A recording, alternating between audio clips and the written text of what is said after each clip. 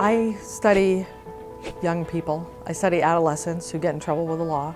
And I do a lot of work around juvenile justice policy and risk assessment for youth to try and determine who's likely to continue to be violent or continue to be engaging in delinquent behavior versus who's not. One of the most interesting studies I've conducted, in my opinion, that I was most excited about is something that's been going on since 2008, and it was funded by the MacArthur Foundation. And what I did was help 6 juvenile probation offices implement risk assessment.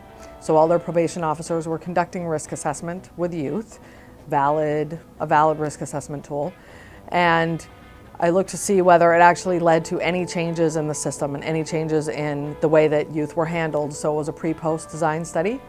We looked at youth who were processed in the juvenile justice system prior to the risk assessment being put in place and then after the risk assessment being put in place. And we tracked recidivism outcomes and we tracked all kinds of outcomes and found that most sites cut their placement rates in half after they put risk assessment in place. That means that less kids were being sent out of the home. More kids were being managed in the community and getting services in the community as opposed to being locked up.